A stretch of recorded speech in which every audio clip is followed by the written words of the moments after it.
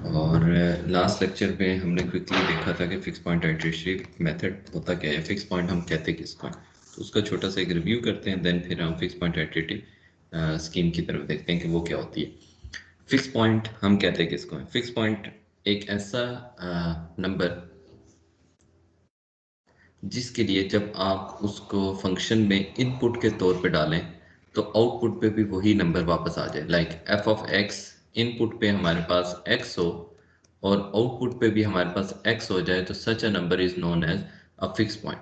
कि ये एक ऐसा नंबर है कि जो अंडर दिस फंक्शन ट्रांसफॉर्म नहीं होता, क्योंकि फंक्शन हमारे पास बेसिकली एक ट्रांसफॉर्मेशन होती है जो कि एक्स को ट्रांसफॉर्म करती है एफ ऑफ एक्स में। अब अगर कोई नंबर ऐसा है जो अंडर दिस ट्रांसफॉर्मेशन चेंज नहीं होता, तो such a number is known as fix point. कि वो नंबर जो अंडर दिस ट्रांसफॉर्मेशन चेंज ना हो उसे हम कहते हैं फिक्स पॉइंट। फॉर एग्जाम्पल, मेरे पास अगर फंक्शन हो f of x is equals to x, तो यहाँ पे every value of x is a fix point, because आपके पास एक्स जो है इनपुट भी होगी और एक्स आउटपुट भी होगी, तो हर नंबर वैल्यू जो एक्स की वो फिक्स पॉइंट बन जाएगा। अब अगर मेरे पास फंक्शन हो एक्स स्क्वेयर, तो इस केस में आप देखें तो मेरे पास जो फिक्स पॉइंट बनते हैं वो क्या हो सकते हैं। जीरो हो सकता है कि आप इनपुट पर डालें तो जीरो का स्क्वेयर जीरो हो जाता है। वन हो सकता है, वन का स्क्वेयर वन हो जाता है। अदर देन दैट आपको और ऐसा कोई नंबर नहीं मिलेगा कि जिसका स्क्वेयर वापस वही नंबर आ रहा हो other than these two numbers के। तो इसका मतलब है कि इस केस में हमारे पास दीज टू जो हैं वो फिक्स पॉइंट्स हैं। तो इसका मतलब इन सिंपल वर्ड्स क्या हो गया कि ये दो नंबर ऐसे हैं कि जो अंडर दिस ट्रांसफॉर्मेशन चेंज नहीं होते and they act as a, कि वो ट्रांसफॉर्मेशन जो है उन्हें अफेक्ट नहीं करती। तो इसे हम कहते हैं फिक्स पॉइंट। अब हमने लास्ट टाइम देखा था कि हमारे पास function g of x is equal to x square minus two है and we want to check कि इसके फिक्स पॉइंट्स क्या है। तो फिक्स पॉइंट्स हम कहते हैं कि जब फंक्शन की आउटपुट इनपुट के इक्वल हो जाए। तो इस फंक्शन की इनपुट x है और इस फंक्शन की output x square minus two है। तो ये जो x है दैट एक्ट्स एज इनपुट, ये हमारे पास इनपुट है, और ये हमारे पास जो है फंक्शन की आउटपुट है।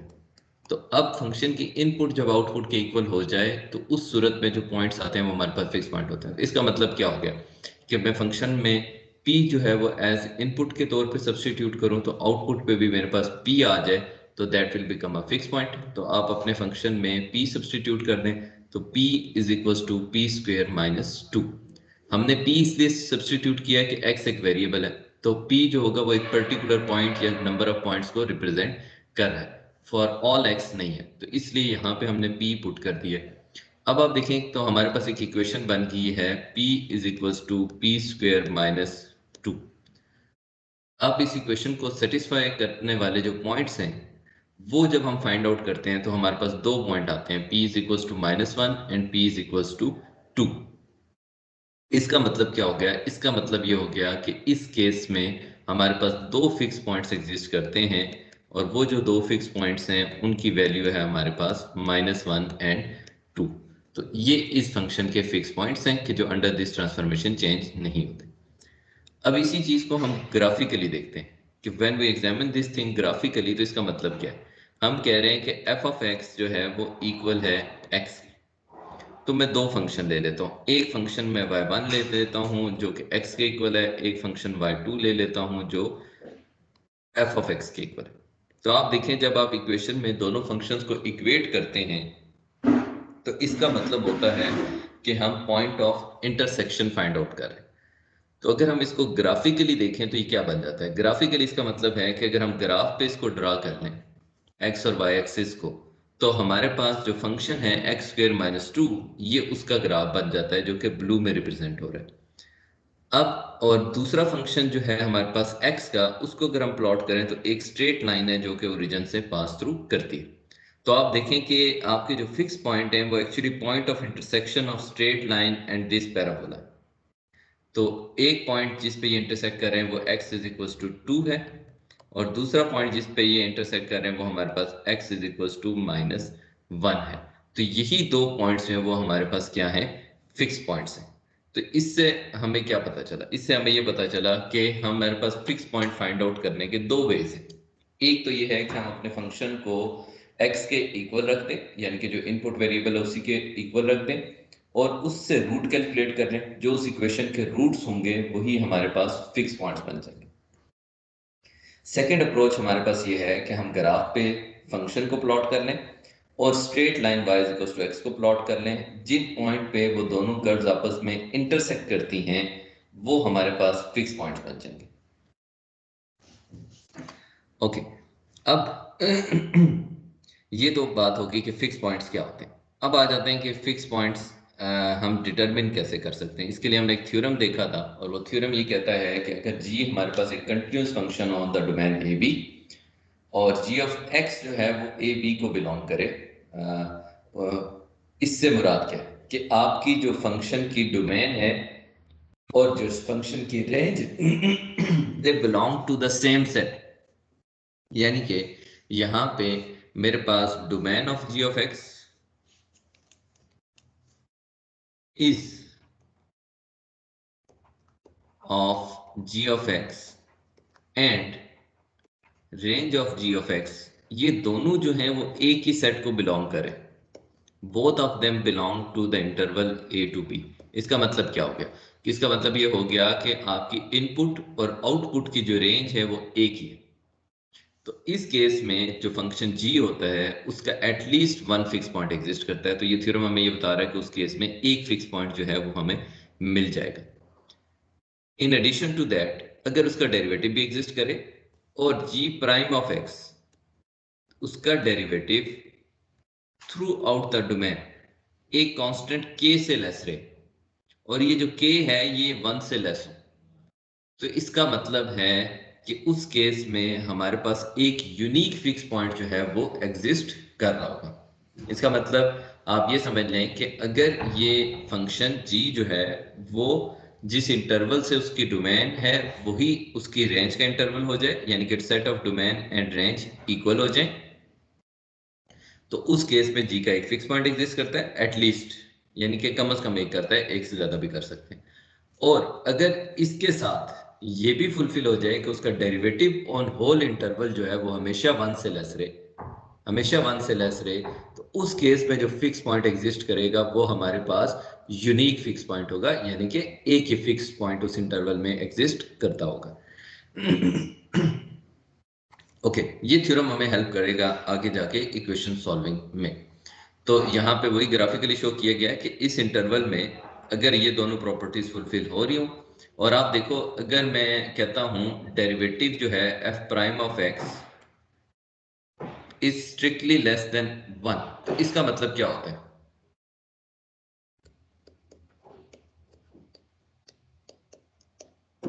बता सकते हैं कि अगर डेरिवेटिव आप कह रहे हैं स्ट्रिक्टली लेस देन 1 है तो इसका मतलब क्या है कि फंक्शन क्या है उस इंटरवल पे?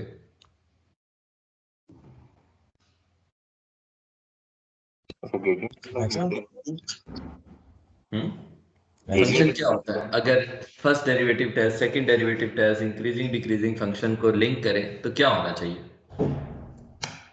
सर फंक्शन डिक्रीज कर रहे हैं, डिक्रीज कर रहे हैं।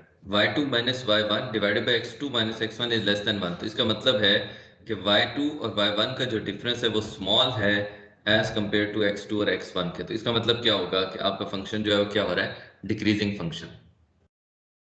तो अगर हमारे पास फंक्शन डिक्रीजिंग है और उसका स्लोप जो है वो वेरी स्मॉल है, यानी कि उसमें इंक्रीमेंटल चेंज आ रही है, तो उस केस में आपके पास जो ये इंटरवल ए बी है इस पे हमारे पास एक ही यूनिक फिक्स पॉइंट जो है वो एग्जिस्ट कर रहा होगा।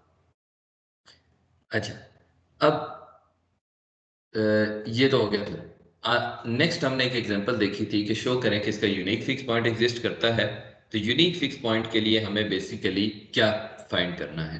हमें दो चीजें प्रूव करनी है इस थ्योरम की। फर्स्ट तो ये करना है कि जो सेट ऑफ डोमेन है और सेट ऑफ रेंज वो एक ही है। सेकंड हमें ये शो करना है कि डेरिवेटिव ऑफ फंक्शन जो है वो लेस देन 1 है ऑन द होल इंटरवल।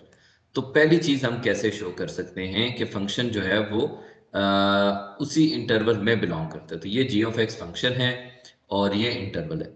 तो हम शो करना चाहते हैं कि g ऑफ x जो है ये बिलोंग करेगा वापस -1 to 1 में। हम ये चाह रहे हैं कि फंक्शन की आउटपुट हमेशा बाउंडेड रहे टू वैल्यू से, -1 एंड 1 से। क्या क्राइटेरिया हम सेट करें तो हम डिटरमिन कर सकते हैं कि फंक्शन जो है वो हमेशा बाउंडेड रहेगा।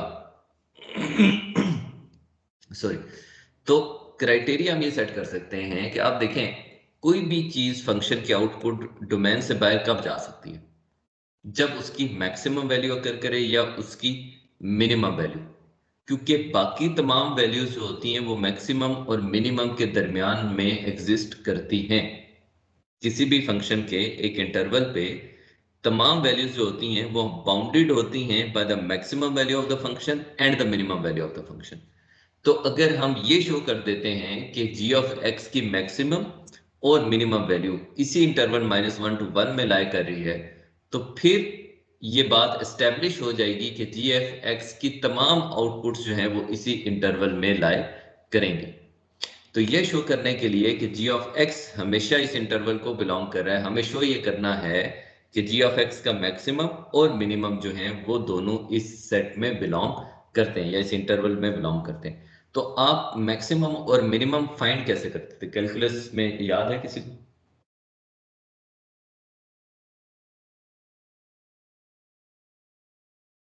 डेरिवेटिव जीरो होता है मैक्सिमम। आपकी आवाज कट गई है। सॉरी, मैक्सिमम और मिनिमम पे डेरिवेटिव जीरो होता है। क्रिटिकल पॉइंट्स फाइंड करते हैं और आप क्रिटिकल पॉइंट्स और एंड पॉइंट्स पे फंक्शन की वैल्यू देखते हैं, उससे आपको पता चल जाता है कि वो मैक्सिमम है या मिनिमम है। तो द सेम थिंग हम यहाँ पे करेंगे, टेक द डेरिवेटिव। जब आप g प्राइम ऑफ x लेंगे तो आपके पास आंसर आ जाएगा 2x/3। तो बाय टेकिंग द डेरिवेटिव जब जीरो के इक्वल पुट किया तो हमारे पास एक ही क्रिटिकल पॉइंट यहाँ से आ रहा है और वो आ रहा है x इज इक्वल टू 0।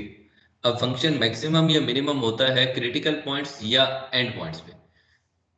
तो इस केस में अगर आप फंक्शन की वैल्यू एंड पॉइंट्स पे नोट करें और क्रिटिकल पॉइंट्स पे नोट करें तो वो हमारे पास क्या थी, g ऑफ -1 0 है, g ऑफ 1 भी 0 है और g ऑफ 0 जो है वो -1/3 है। तो इसका मतलब क्या हो गया, इसका मतलब ये हो गया कि ये 0 और -1/3 ये दोनों वैल्यूज जो हैं वो लाई करती हैं -1 से लेके 1 तक। तो since maximum and minimum both occurs with in the interval -1 to 1, therefore इसका मतलब ये है कि हमारे पास तमाम आउटपुट्स जो हैं वो g ऑफ x की they all belong to -1 and 1। इसके साथ फिर आप डेरिवेटिव ले लें, सेकंड क्लॉज के लिए डेरिवेटिव लिया 2x/3 आ गया। अब आप देखें कि ये पोलिनोमियल है, पोलिनोमियल की मैक्सिमम वैल्यू क्या हो सकती है, मिनिमम वैल्यू क्या हो सकती है। Polynomial is an ever increasing functions होते हैं। तो आप देखें कि x जो है वो लीनियर फंक्शन है विद द कांस्टेंट 2/3, तो x की जो भी मैक्सिमम इनपुट होगी वही g प्राइम की मैक्सिमम आउटपुट होगी। तो x हमारे पास जो मैक्सिमम वैल्यू अटेन कर सकता है वो या -1 है या 1 है। तो दोनों वैल्यूज पे हमारे पास आंसर आता है 2/3। तो इसका मतलब है फॉर ऑल x जो है वो ये हमारे पास डेरिवेटिव जो है वो बाउंडेड रहेगा 2/3 से, जो कि लेस देन है 1 से। दिस मीन्स दैट कि second class of the theorem भी जो है वो सेटिस्फाई होगी है। तो सिंस बोथ क्लास जो है वो सेटिस्फाई होगी है, देयरफॉर हमारे पास एक ही यूनिक फिक्स पॉइंट जो है वो इस केस में एग्जिस्ट करेगा। ये बात क्लियर होगी सबको?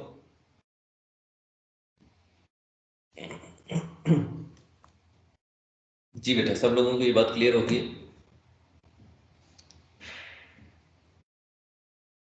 वन फिक्स पॉइंट वाली है, फिर रिपीट कर देंगे। बेटा दोबारा से क्वेश्चन रिपीट कीजिएगा। हाँ, ये फिर से रिपीट कर देंगे आखिरी वाला पॉइंट। सॉरी, डेरिवेटिव वाले की बात कर रहे हैं जी वो पॉलिनोमियल वाला जवाब कह रहा था कि आपके पास ये लीनियर पोलिनोमियल है ना, x जो है, तो आपको पता है कि x की वैल्यू जो है वो पीक्स जो है वो it is an increasing function like this. तो ये बड़ी वैल्यू कहाँ पे अटेंड कर सकता है, एब्सोल्यूट में अगर बात करें तो ये -1 पे कर सकता है या 1 पे कर सकता है। बाकी तमाम वैल्यूज तो इन दोनों वैल्यूज के दरमियान बाउंडेड है। आप देखें तो इन दोनों के दरमियान लाया करती है। तो अगर हम इन दोनों पे देख लें तो आंसर 2/3 आ रहा है। तो इसका मतलब है तमाम x के लिए ये हमेशा डेरिवेटिव जो है वो 2/3 से क्या लेगा, 2/3 रहेगा, विच इज लेस देन 1। ठीक है, ओके सर। तो इसलिए हमारे पास यूनिक फिक्स पॉइंट एग्जिस्ट करेगा। जी सर। चल बेटा, बाकी लोगों को भी ये पॉइंट क्लियर हो गया? सर ये जो ऊपर हमने जी जी के अंदर -1 और 1 डाल के 0 निकाला है, वो मैक्सिमम वैल्यूज आई थी। जहाँ पे अपने फंक्शन को -1 और 1 पुट किया वो हमारे पास मैक्सिमम वैल्यूज आ गई, ऐसा ही है।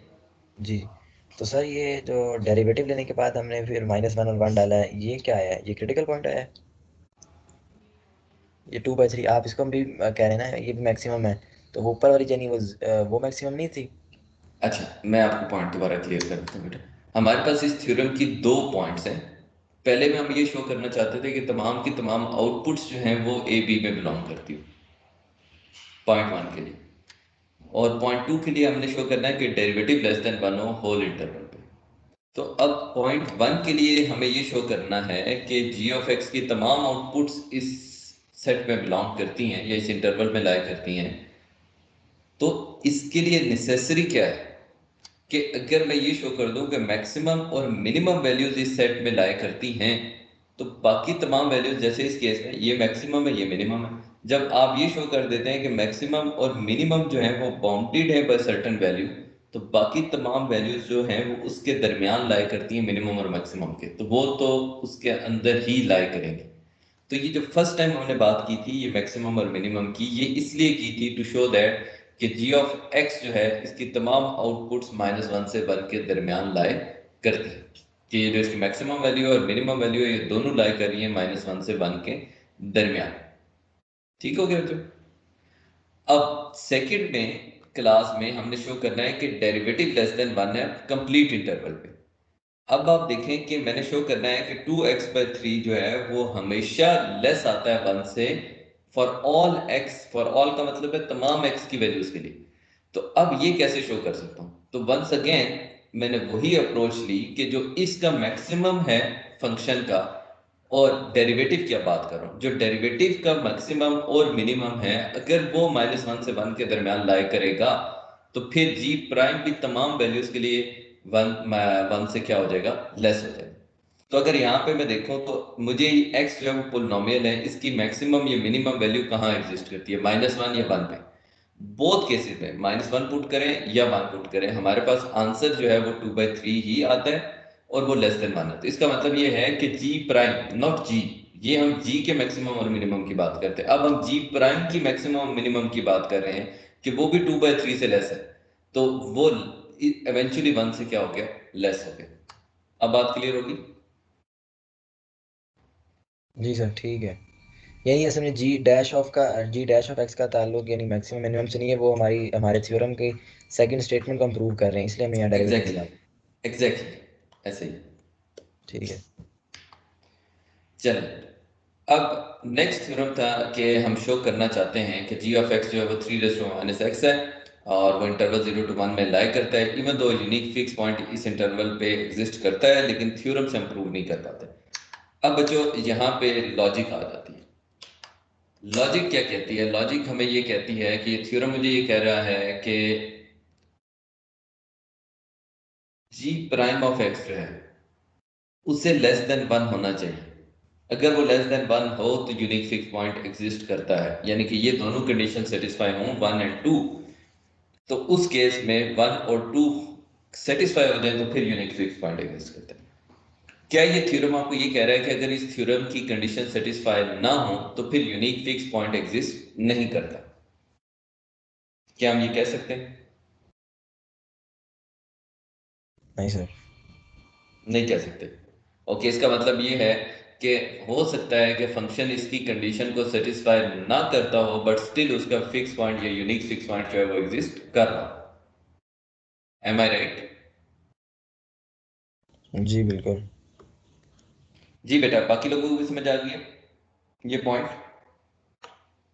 कि इस थ्योरम की नेगेशन हम ट्रू नहीं मान रहे, कि negation of this theorem does not mean कि फिक्स पॉइंट एग्जिस्ट नहीं करता। आप लोग एग्री कर रहे हैं इस पॉइंट से? जी सर।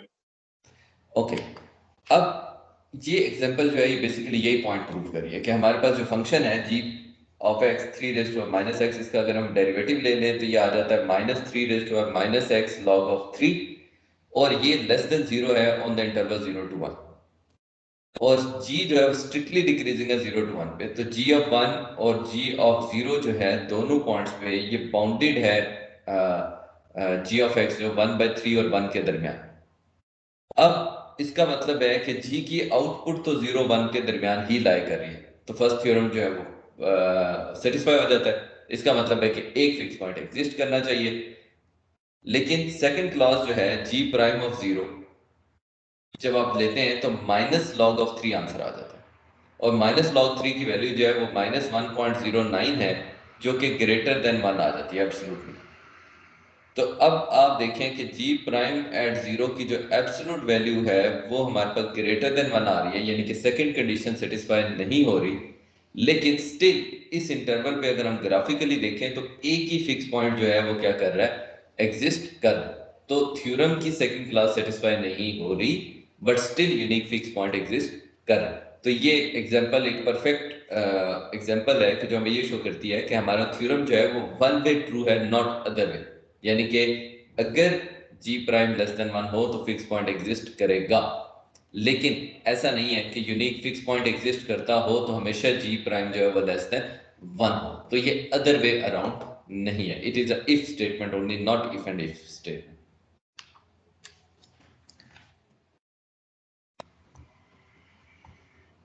ओके, इसके साथ हम अब दूसरी स्लाइड्स ओपन करते हैं।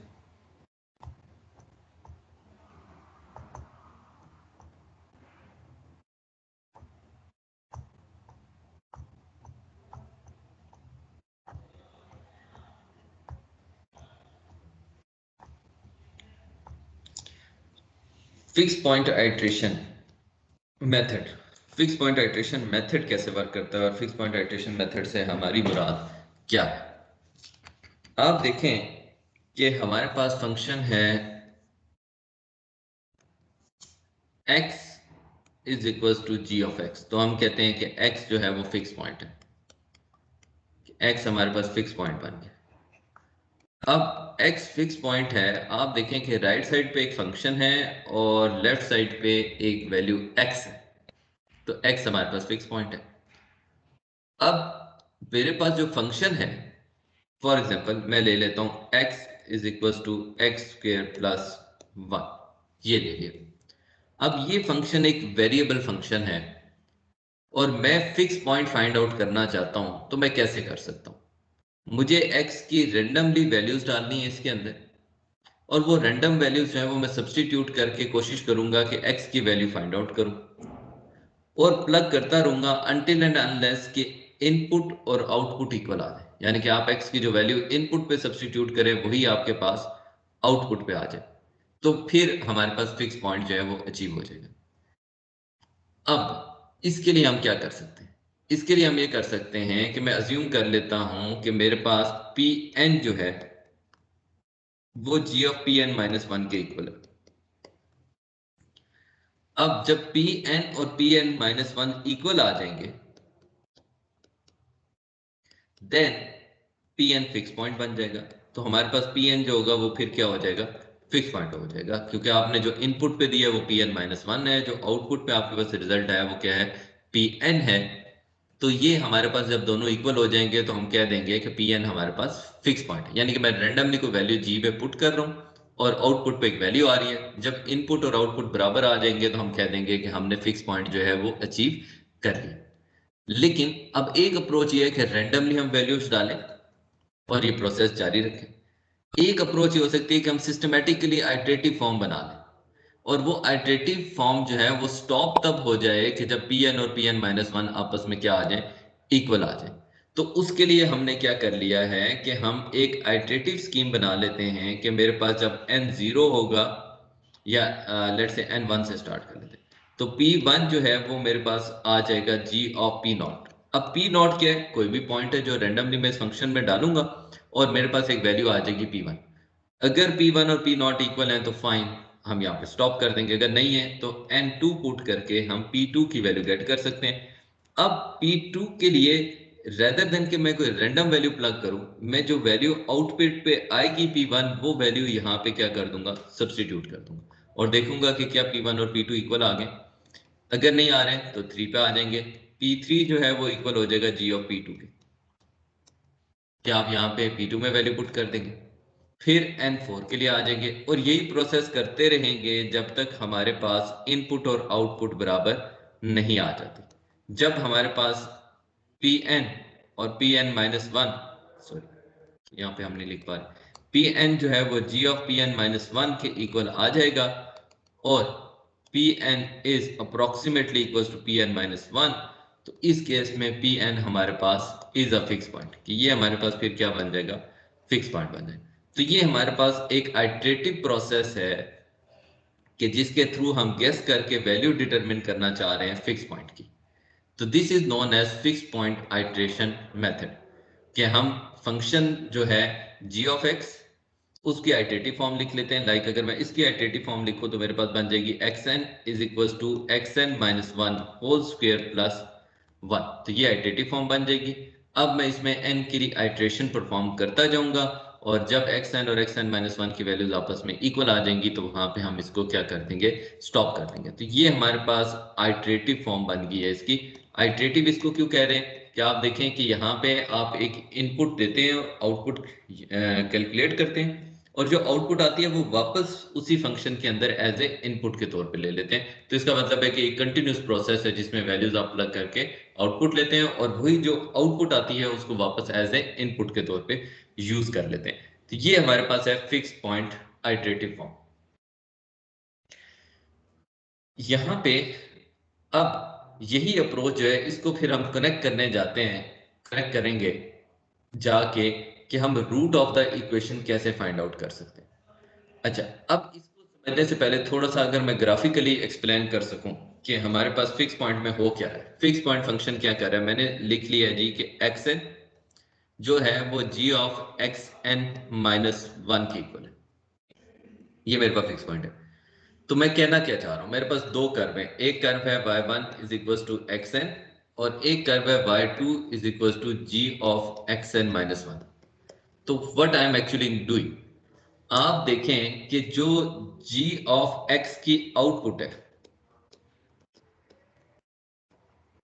आउटपुट, या इसको हम ये भी कह सकते हैं कि जो y2 की हमारे पास आउटपुट है फंक्शन की, वो हमारे पास इक्वल है y1 के। यानी कि y2 ग्राफ से जो आंसर आएगा वो हमें वैल्यू देगा किसकी, कर्व के पॉइंट की y1 पे। और नेक्स्ट टाइम जब करूंगा, लाइक अगर मैं इसको यहाँ पे ऐसे लिख लूं आसानी से समझाने के लिए कि g ऑफ x नॉट, और फिर मैं लिख लूं कि x2 is equal to g of x1 और x3 is equal to g of x2, तो अब शायद मेरा पॉइंट ज्यादा आसानी से क्लियर हो जाए। आप देखें कि जब मैंने x नॉट वैल्यू पुट की तो g ऑफ x नॉट यानी कि जो y1 की आउटपुट है, सॉरी y2 की आउटपुट है, y2 की जो आउटपुट है फंक्शन की, इसने मुझे वैल्यू दे दी है y1 की, कि y1 की वैल्यू क्या है। नेक्स्ट टाइम मैंने क्या किया है कि y1 की जो आउटपुट है x1, इस वैल्यू को पुट कर दिया किसमें, y2 में, g ऑफ x1, यानी कि y2 में यूज कर लिया y1 की आउटपुट को, और y1 की आउटपुट यूज करके दोबारा मुझे जो है वो वैल्यू मिल गई है y2 की। फिर जो y2 की वैल्यू मिली है आउटपुट पे वो यूज कर लिया और y1 ने मुझे दोबारा एक नई वैल्यू दे दी है y2 की। तो what actually I am doing on graph, कि लेट्स से मेरे पास एक कर्व है, मैं कर्व कैसे प्लॉट करूं, ओके ऐसी कर्व प्लॉट कर लेते हैं। तो लेट से मेरे पास ये पॉइंट है एज ए इनपुट के तौर पे, मैंने दिया x नॉट, यानी कि ये x नॉट पॉइंट था। तो जब आपने x नॉट पॉइंट पुट किया तो आपके पास ये हाइट आ गई, ये आउटपुट आ गई ना, ये जो हाइट है ये रिप्रेजेंट करती है g ऑफ x नॉट को, ठीक है। अब आपने इस हाइट के करस्पॉन्डिंग ये जो आउटपुट आई है g ऑफ x नॉट की, इसने हमें बताना है कि y1 की वैल्यू क्या है। तो हम यहाँ से एक हॉरिजॉन्टल लाइन ड्रा करें तो मुझे पता लग गया कि ये वाला पॉइंट है, यानी कि यहाँ पे x नॉट पुट किया, g of x not output I और इस आउटपुट ने मुझे बताया कि y1 पे ये पॉइंट यहाँ पे लाई करता है।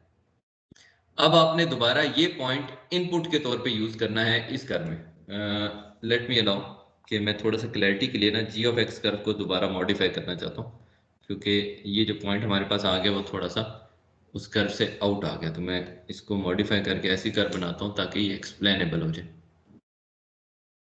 लेट्स इस टाइप की कर्व। तो आप देखिए इसने मुझे बताया कि y2 पे ये पॉइंट है। अब मैं क्या करूं, नेक्स्ट टाइम ये पॉइंट मैंने इनपुट के तौर पे यूज कर लिया, यानी कि ये पॉइंट मेरा हो गया x1 और मैंने g ऑफ x में पुट कर दिया। अब g ऑफ x ने मुझे बताया कि इसकी हाइट ये है। अब वापस इस पॉइंट से मैं आ जाऊं किस पे, स्ट्रेट लाइन x पे, तो अब ये मेरे पास आ जाएगा पॉइंट, x1 डाला तो x2 पॉइंट आ जाएगा। फिर इस x2 पॉइंट को मैं दोबारा से लोकेट करूं g ऑफ x पे, तो ये पॉइंट बन जाएगा। फिर इस पॉइंट के कोरिस्पॉन्डिंग कर्व पे आ जाए तो ये पॉइंट बन जाएगा, ये हमारे पास बन जाएगा x3। फिर इस पॉइंट के कोरिस्पॉन्डिंग यानी कि ये x3 पे आया, आप दोबारा आ गए इस लाइन पे y = x पे, तो ये पॉइंट हमारे पास आ गया x4। फिर इस x4 पॉइंट से आप आगे g ऑफ x पे, तो ये आ गया। फिर g ऑफ x से आप इस पे आ जाएंगे तो यहाँ पे आपके पास आ जाएगा x5। और आप एवेंचुअली जब इधर चलते जाएंगे तो अब इस पॉइंट से आप देखें कि जो पॉइंट ऑफ इंटरसेक्शन है, यानी कि हमारे पास y1 का और y2 का जो पॉइंट ऑफ इंटरसेक्शन है वही फिक्स पॉइंट बनता है। ये बात हम पहले डिस्कस कर चुके हैं। तो आप देखें कि एवेंचुअली ये स्टेप परफॉर्म करने से हम इन दोनों आउटपुट्स को इक्वल करने में कामयाब हो जाएंगे। यानी कि हमारे पास अब एक ही पॉइंट बचेगा जो कि हम इनपुट पे देंगे, तो वही पॉइंट होगा g ऑफ x की आउटपुट, और वही पॉइंट जो होगा हमारे पास y = x की इनपुट। तो दोनों हमारे पास एग्जैक्टली जब इक्वल आ जाएंगे तो हम स्टॉप कर देंगे। तो ये बात क्लियर हुई कि ग्राफिकली आप इसको कैसे कनेक्ट कर रहे हैं।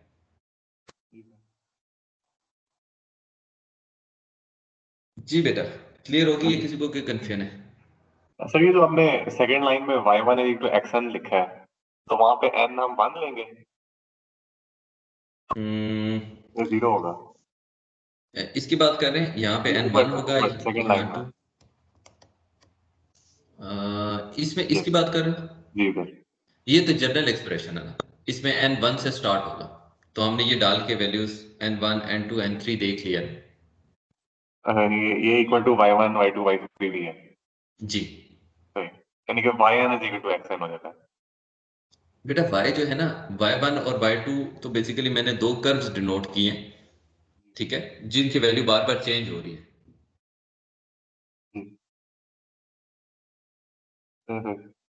बेसिकली तो यही है, xn और g ऑफ xn -1 है, तो मैंने xn को कह दिया कि वो कर्व नंबर 1 है और xn -1 को कह दिया कर्व नंबर 2। तो आप अच्छा देखिए अच्छा, आप समझ गए, मैं समझ गया सर। दे आर वो नॉट कनेक्टेड। जी जी, ठीक है ठीक है। जी बेटा सबको क्लियर हो गया? Anybody having query?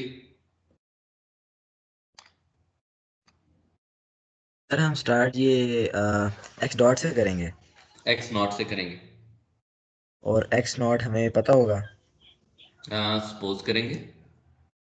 अच्छा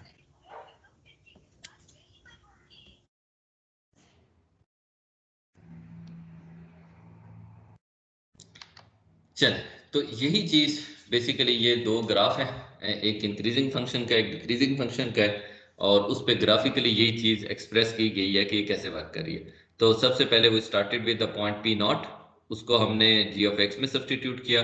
इस पॉइंट की मदद से हमने y = x पे लोकेट किया p1 पॉइंट, फिर p1 दोबारा पुट कर दिया g ऑफ x में, उसकी मदद से लोकेट किया p2 पॉइंट, फिर p2 point g of x में पुट कर दिया, उसकी मदद से लोकेट किया p3 पॉइंट, और हम ये करते रहे। एवेंचुअली ये सर्कल जो है वो लूप क्लोज हो जाएगा एंड हम उस पॉइंट ऑफ इंटरसेक्शन पे आ जाएंगे जहां पे दोनों कर्व्स जो है वो आपस में इंटरसेक्ट करती हैं। And the same goes for the increasing function as well, कि हमने p0 से स्टार्ट किया, it pointed p1 on y = x, फिर p1 से हमने कैलकुलेट किए है पॉइंट p2 जो कि gp पे लाई करता है। इस p2 से हॉरिजॉन्टल डिस्टेंस से हमने दोबारा मेजर किया कि कौन सा पॉइंट है जो y = x को करस्पॉन्ड कर रहा है, और फिर उसकी मदद से p3 and so on. Eventually फिर हम इस केस में भी उस पॉइंट पे अप्रोच कर देंगे जहां पे दोनों कर्व्स जो हैं वो आपस में इंटरसेक्ट करते हैं। अब इससे थोड़ा सा एक चीज हम यहाँ पे और डिस्कस कर लेते हैं, फिर हम एग्जांपल की तरफ जाते हैं। Let me add a slide here.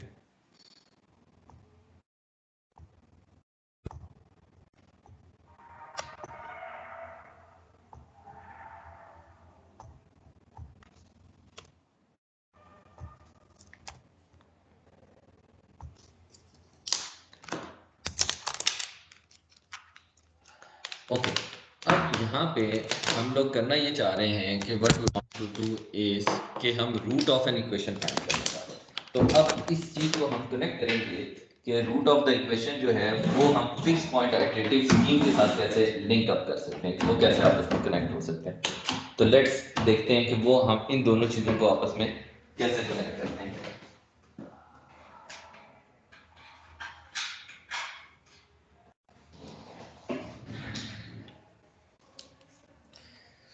अच्छा, लेट्स से कि मैं एक इक्वेशन लिखना चाहता हूँ, I want to write down an equation, और मेरे पास इक्वेशन है x square plus x minus 1 is equals to 0, ये इक्वेशन। अब मैं फाइंड करना चाहता हूँ इस इक्वेशन का सोल्यूशन ऑफ 1, यानी कि ये सोल्यूशन ऑफ जो 1 इक्वेशन है इसका सोल्यूशन हम फाइंड आउट करना चाहते हैं। कैसे कर सकते हैं? मैंने x की वैल्यू फाइंड करनी है, मैं x को सेपरेट कर लेता हूँ, x लेफ्ट साइड पे आ जाएगा, 1 राइट साइड पे चला जाएगा, x स्क्वायर भी राइट साइड पे चला जाएगा, तो मेरे पास बन जाएगा x is equal to 1 minus x square. अब ये जो x की वैल्यू है ये मेरे पास रूट है। आप देखें कि ये जो x की वैल्यू है ये basically x is equal to g of x है, यानी कि मैंने इस इक्वेशन से एक function g of x construct कर लिया है, और जो g ऑफ x का फिक्स पॉइंट है वही बेसिकली मेरे पास is solution of equation number 1। क्या आप लोग एग्री करते हैं?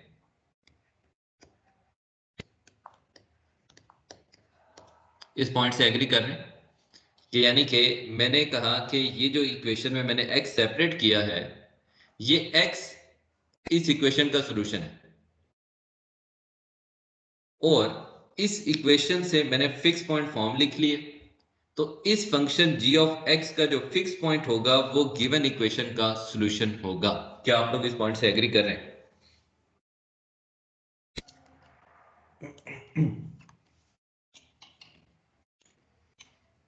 जी बच्चों, इट्स फॉर डिस्कशन। अगर आपको नहीं क्लियर हो रहा तो you have to discuss, you have to ask question और you have to respond. Sir ये 2 हमने बना दिया है और उसको स्प्लिट कर दिया है। नहीं, आप इससे कंफ्यूज ना हो दो से। आप क्या मेरी इस बात से एग्री कर रहे हो कि मैंने अगर x square plus x minus 1 का सोल्यूशन फाइंड करना है इस इक्वेशन का, तो मुझे एक्स की वैल्यू कैलकुलेट करनी है जो इस इक्वेशन को सेटिस्फाई करती हो। मैंने वो एक्स सेपरेट कर लिया है इस फॉर्म में, x is equal to 1 minus x square.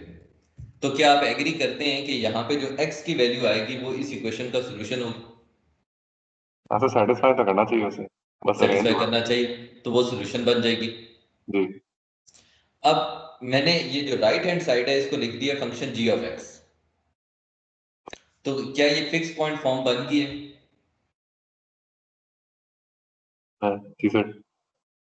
तो इसका मतलब है क्या x तो चेंज नहीं हुआ ना, x जो यहाँ पे तो वही x अभी यहाँ पे। Yes sir. तो इसका मतलब है कि जो इस इक्वेशन का सॉल्यूशन है वो इस फंक्शन का फिक्स पॉइंट है। जी सर, फिक्स पॉइंट फॉर्म पे लिख देंगे उसके जनरल जो होता यही है। है, ये लिख दिया ना, g ऑफ x इज तो इक्वल वो टू एक्स x। एन एन नहीं होता था जैसे नहीं नहीं, इक्वेशन वो में? आइटरेटिव फॉर्म है। आई एम अच्छा नॉट वो तो talking iterative. About iterative form, मैं अभी जस्ट ये बात कर रहा हूँ कि ये फिक्स पॉइंट जो है वो सॉल्यूशन होगा इस इक्वेशन का। क्लियर हो गया? Yes sir. जी बेटा, बाकी लोगों को भी क्लियर हो गया? Because only 1% is responding. Sir थोड़ा सा सर मजीद कर दें कि यानी आप ही कह रहे हैं कि जी ऑफ एक्स का जो सोल्यूशन आएगा, यानी 1 माइनस एक्स स्क्वायर को हम सॉल्व करेंगे, जो सोल्यूशन आएगा वो जी ऑफ एक्स का फिक्स पॉइंट होगा। नहीं बेटा, फिर इसका मतलब है कि आपको फिक्स पॉइंट पहले क्लियर है कि फिक्स पॉइंट क्या होता है? क्या 1 माइनस एक्स स्क्वायर का सोल्यूशन फिक्स पॉइंट होता है? मालूम नहीं। अगर हम अभी प्रीवियस लेक्चर रिकॉल करें जो हम पहले इससे डिस्कस कर रहे थे प्रीवियस स्लाइड्स में, कि g of x is equal to x आ जाए तो x फिक्स पॉइंट होता है, ये बात याद है? जी जी जी। अब आप दो चीजों को कंफ्यूज कर गए। वो जो इक्वेशन सॉल्व करके हम फिक्स पॉइंट फाइंड कर रहे थे ना बेटा, वो यही इक्वेशन थी, g of x is equal to x। यानी कि हमारे पास एक फंक्शन था g ऑफ x, हमने यहाँ पे पुट किया तो ये इक्वेशन बन गई। फिर हमने इक्वेशन सॉल्व करके कहा कि x जो है वो उसका क्या होगा, फिक्स पॉइंट होगा। तो वो हम यही काम कर रहे थे ना। आप देखें g of x is equal to x लेते थे, एक्स से ये इक्वेशन लिख लेते थे, फिर इस इक्वेशन का जो सोल्यूशन होता था वो हम कहते थे कि वो जी के क्या है, फिक्स पॉइंट है। याद आई पहली एग्जांपल? जी सर। तो इसका मतलब क्या हुआ कि जो जी के फिक्स पॉइंट होते हैं वो इस इक्वेशन का सोल्यूशन होता है।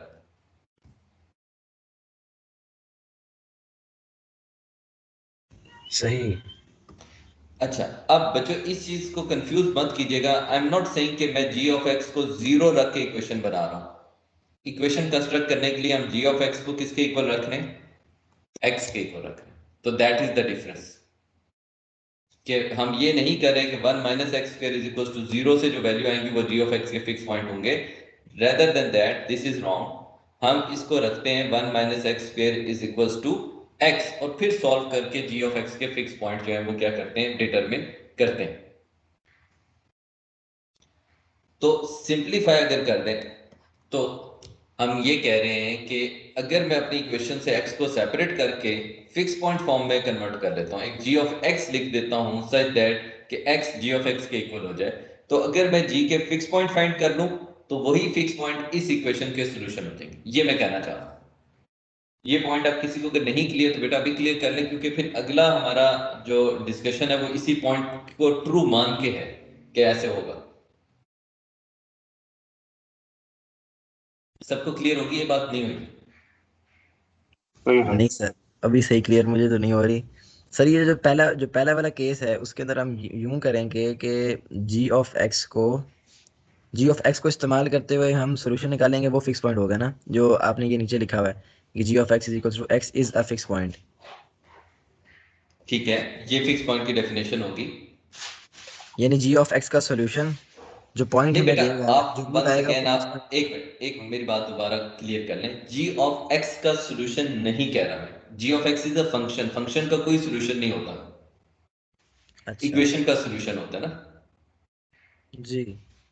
फंक्शन का सोल्यूशन नहीं होता, ये बात तो क्लियर है ना। जी। इक्वेशन का सोल्यूशन होता है। अब बात क्लियर कर लें दोबारा।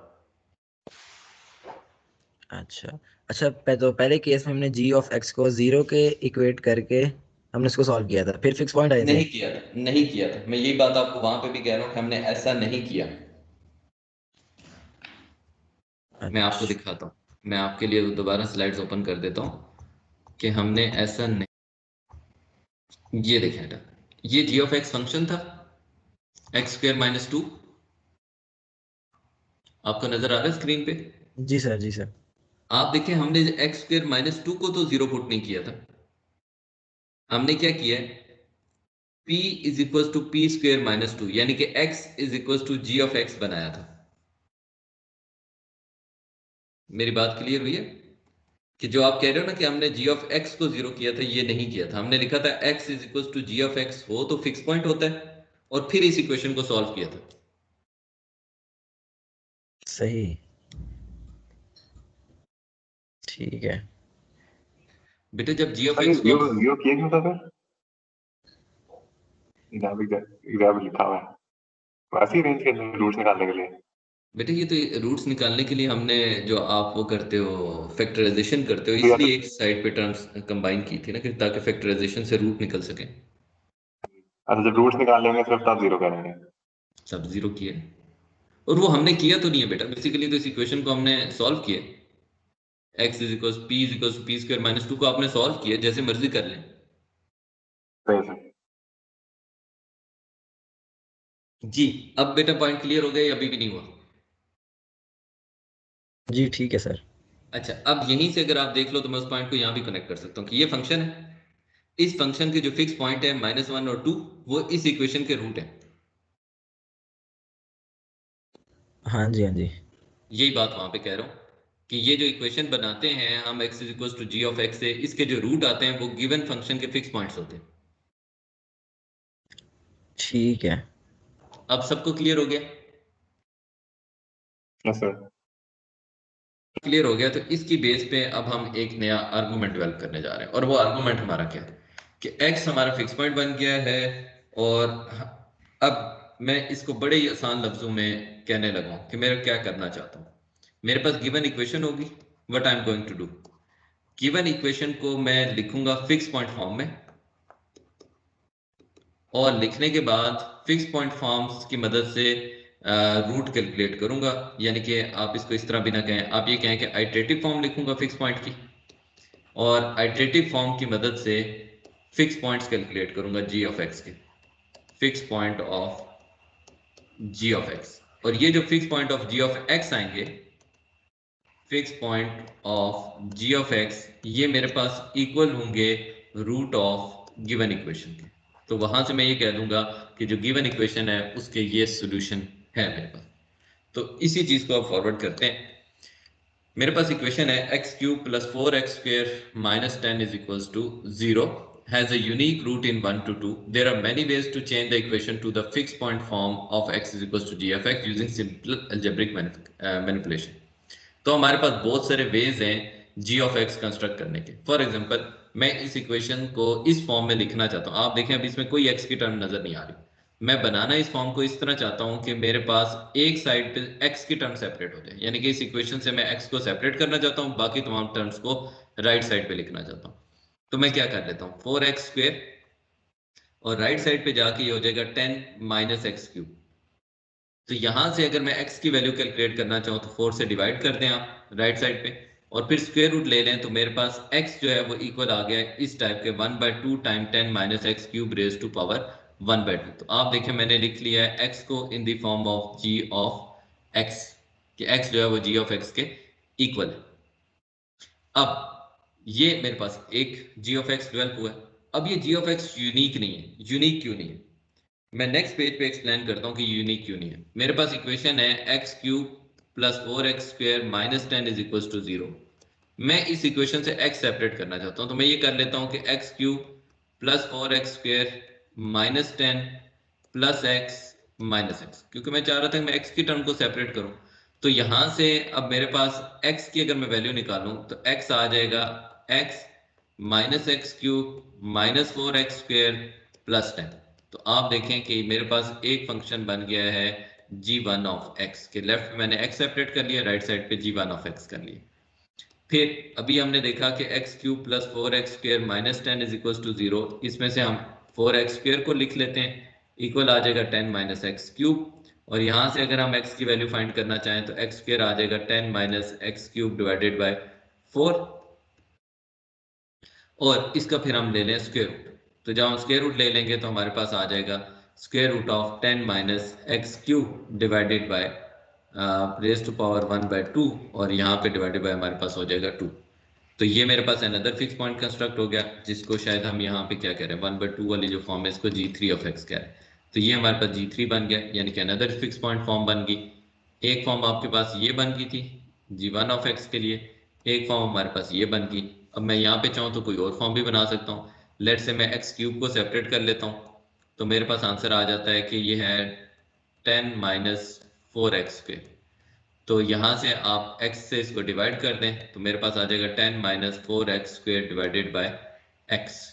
तो ये बन जाएगा 10 divided bye x minus 4x, और जब मैं स्क्वायर रूट ले लूंगा तो x² जो है वो स्क्वायर रूट करके आ जाएगा 10 by x minus 4x raise to power 1/2। तो मेरे पास एक और फंक्शन g ऑफ x बन गया। तो इस फंक्शन को हमने यहाँ पे क्या कहा हुआ है g2 ऑफ x कह दिया। तो ये मेरे पास g2 ऑफ x आ गया।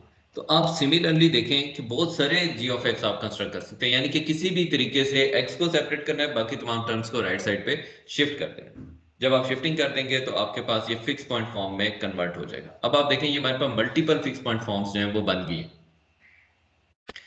अब ये सारी फिक्स पॉइंट फॉर्म बन गई हैं, क्या ये तमाम फिक्स पॉइंट फंक्शन हमें रूट दे देंगे या नहीं दे देंगे, ये अब हम डिस्कस करते हैं और देखते हैं कि इनमें से हमें क्या रूट दे सकते हैं और कौन से वाले रूट नहीं दे सकते।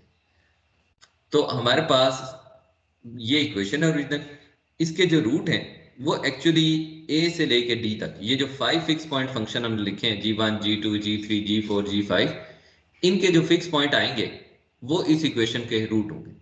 तो अब हम देखते हैं कि क्या ये जो फिक्स पॉइंट फंक्शन हमने कंस्ट्रक्ट किए हैं ये हमें रूट देते भी हैं या नहीं देते, या इसके साथ क्या प्रॉब्लम है। तो अब हम आ जाते हैं इसके आइटरेटिव फॉर्म की तरफ। तो लेट्स से मैं एक के लिए आइटरेटिव फॉर्म बनाता हूं और फिर बाकी के लिए हम उसको एज इट इज रिटेन कर लेंगे। G1 के लिए हम करेंगे आइटरेटिव फॉर्म लिखते हैं और फिर उसी को हम फॉलो अप कर लेंगे बाकी के लिए भी।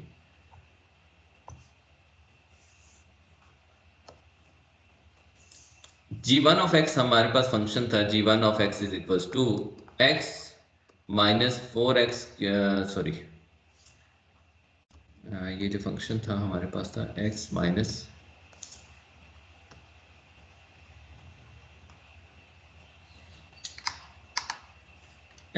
X cube minus 4x square plus 10। तो ये हमारे पास G1 ऑफ x था।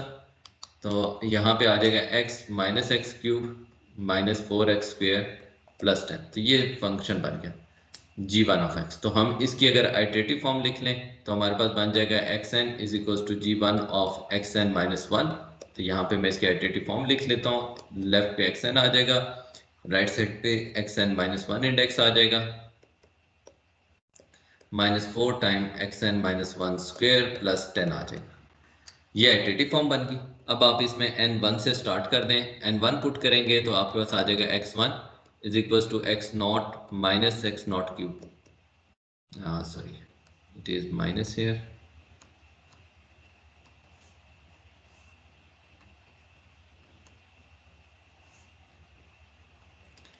Minus 4 time x not square हो जाएगा प्लस 10। अब यहाँ पे x नॉट की वैल्यू हम पुट करते हैं। लेट्स अज्यूम, लेट कर लिया हमने कि x नॉट की वैल्यू 1.5, क्योंकि इंटरवल था 1 से 2 तक, तो हमने उसके मिड टर्म जो है उसको x नॉट ले लिया। जब हम इसमें 1.5 पुट करेंगे तो यहाँ पे हो जाएगा हमारे पास 1.5 क्यूब माइनस 4 टाइम 1.5 स्क्वायर और प्लस 10। तो इसको सिंप्लीफाई कर लें कैलकुलेटर से तो हमारे पास जो आंसर आ रहा है that comes out to be, ये मेरे पास यहाँ पे कैलकुलेटेड है, तो आंसर आएगा आपके पास x1 का माइनस 0.875। ये x1 की वैल्यू आ गई। अब x2 जो है वो हम करेंगे n इज इक्वल टू 2 के लिए। तो x2 की वैल्यू हमारे पास आ जाएगी x1 minus x1 cube minus 4x1 square plus 10। तो आप इसमें x1 की वैल्यू पुट कर दें जो कि माइनस 0.875 है। तो माइनस 0.875 माइनस 0.875 क्यूब और minus 4 time minus 0.875 square plus 10, और आप इसको सिंप्लीफाई कर दें तो x2 की जो वैल्यू है वो हमारे पास आ जाएगी 6.732। फिर आप इसमें n is equal to 3 put कर दें तो आपके पास x3 हो जाएगा x2 minus x2 cube minus 4x2 square plus 10। तो अब तो एक लेबोरियस वर्क है जो हम रिपीट करते रहेंगे। 6.732 minus 6.732 cube minus 4 times 6.732 square और प्लस 10। तो x3 की वैल्यू जो है वो हमारे पास आ जाएगी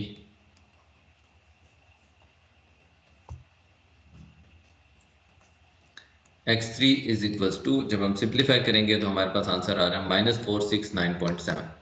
तो x3 की वैल्यू आ जाती है माइनस 469.7, और जब आप n is equal to 4 put करेंगे तो x4 की आउटपुट हमारे पास आ रही है 1.03 इंटू 10⁸। तो ये हमारे पास आ जाती है।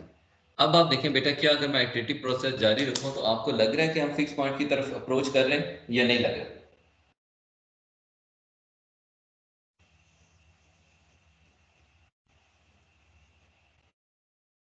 कुछ रैंडम सी लग रही है रीडिंग। जी बेटा दोबारा बोलिएगा, पहले आप माइक वो ऑन लिखेंगे किया जो जहाँ पे वो लिखा हुआ है जो स्लाइड के अंदर था टेबल। हाँ सर कुछ अप्रोच हो रहा है। अप्रोच हो रहा है रूट की तरफ। क्या दोनों के दरमियान गैप कम हो रहा है? x not, x1, x2, x3, x4 gap कम हो रहा है, दोनों के दरमियान बढ़ रहा है। सीडीई के अंदर मीन 1.365 वाली जो चीज हो रही है। नहीं बेटा वो तो और स्टोरी है, उसको छोड़ दो। ये अच्छा G1 सर, फंक्शन है, हम तो अभी हाँ G1 ये तो फंक्शन बस की वैल्यू, आगे भी जा रहा है। ये तो हम G1 के लिए कैलकुलेट कर रहे हैं। सर हाँ ये तो बस जा रहा है। x not, x1, x2, x3, अच्छा x4, ये वाला G1 यानी कि नहीं कर अप्रोच कर। G1 वाला अप्रोच नहीं कर रहा। आप देखें हमें ये बताया गया है कि x की वैल्यू 1 से 2 के दरमियान लाई करती है, तो हमारा रूट तो 1 से 2 के दरमियान लाई करता है, जबकि x4 की वैल्यू 1 इंटू 10⁸, तो वो तो इस इंटरवल में वापस बिलोंग ही नहीं कर रही। तो इसका मतलब है कि हम फिक्स पॉइंट को अप्रोच नहीं कर रहे। तो इसलिए इस एक्सरसाइज को यहाँ पे स्टॉप कर देना चाहिए, because this is not going to take us to the value between 1 and 2। तो इसका मतलब है कि g1 की मदद से हमें फिक्स पॉइंट नहीं मिल रहा। तो जैसे x2 से ही तो इंटरवल से बाहर निकल गया। हाँ तो नहीं, लेकिन हमने स्टिल देखा ना कि 2-3 आइट्रेशन देखा कि यार मुसलसल ही पैटर्न है, ये वापस भी आता है। तो अगर वापस आ जाएगा तो फाइन, लेकिन अगर मुसलसल ही डाइवर्ज करता रहेगा तो फिर वो एक्सेप्टेबल नहीं है। अब ये g1 के साथ ऐसे हो गया। नेक्स्ट, अब ये फंक्शन है हमारे पास g2 of x, ये फंक्शन है हमारे पास g3 of x, और ये फंक्शन है हमारे पास g4 of x और g5 of x। अब ये हर फंक्शन के लिए हमने यही प्रोसेस रिपीट करना है। अभी हमने g1 के लिए किया, अब नेक्स्ट आ जाते हैं g2 के लिए। अब g2 फंक्शन के लिए यहाँ पे एक स्लाइड और ऐड कर लेते हैं हम g2 फंक्शन के लिए।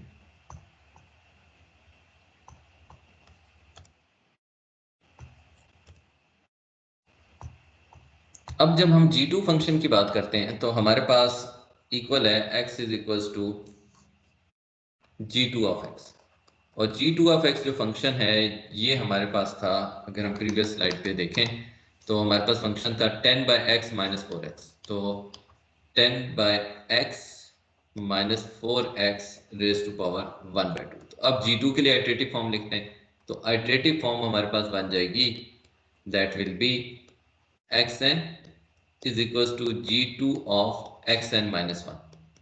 तो इसकी आइटरेटिव फॉर्म बना लें, तो xn will be equals to 10 divided by xn - 1 minus 4xn - 1 raise to power 1/2।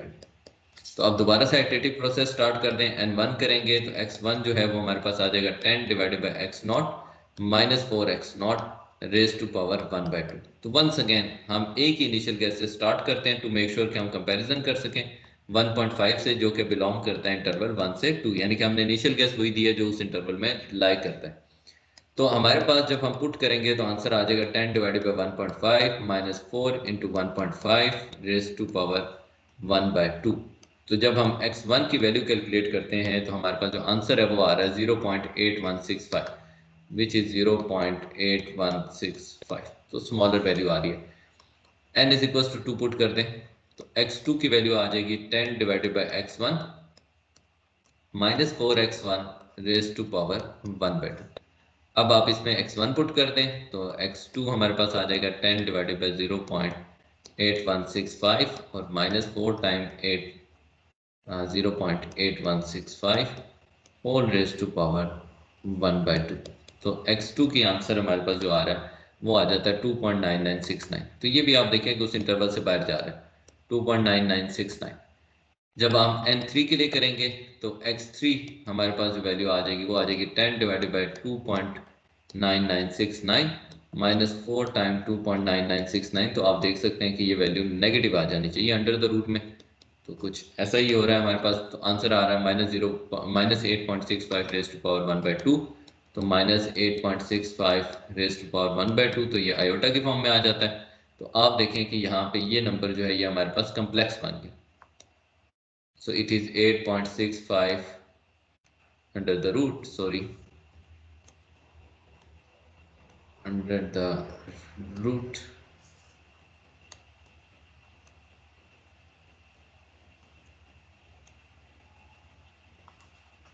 Under the root times iota. तो कम्प्लेक्स आ गया। आप देखें हम तो रियल रूट फाइंड करना चाहते थे, तो यहाँ पे कम्प्लेक्स आ गया, देयरफॉर हमें इसको क्या कर देना चाहिए, स्टॉप कर देना चाहिए। तो x2 से भी हमें डाइवर्जेंट रिजल्ट मिल गया, ये भी डाइवर्ज कर गया और ये भी डाइवर्ज कर गया कि हमने आइटरेटिव प्रोसेस स्टॉप तब करना था कि जब दो कंसेक्टिव आइटरेशन की वैल्यू 100% आपस में क्या आ जाए, इक्वल आ जाए। तो ऐसा नहीं हुआ बहुत केसेस में, लिहाजा ये दोनों हमने यहाँ पे स्टॉप कर दिए। एक में कम्प्लेक्स रूट आ गया और एक में हमारे पास वेरी लार्ज वैल्यू आ गई। तो ये तो कम्प्लेक्स हो गया इसलिए इसको डिस्कार्ड कर दिया, वेरी लार्ज हो गया इसलिए डिस्कार्ड कर दिया। G3 फंक्शन के साथ यही प्रोसेस जब रिपीट करेंगे तो आप देखेंगे कि आपके आउटपुट्स जो है वो 1 और 2 के दरमियान ही लाई करने लगेंगे, 1.2 1.4 1.3 1.3 1.36 1.36। तो यहाँ से अगर आप देखें तो 2 डेसिमल रिपीट होने लगे हैं, 1.3 1.3 1.3। फिर इससे ऑनवर्ड देखें तो 3 डेसिमल 1.36 1.36 1.36 1.36, तो हमें लग रहा है कि हाँ यार इवेंचुअली दो कंसेक्टिव आइट्रेशंस की वैल्यूज जो हैं वो आपस में इक्वल आने लग गई, तो हम फिक्स पॉइंट की तरफ मूव करने लग गए हैं कि जहां पे हम exact value of fix point जो है वो डिटरमिन कर सकते हैं।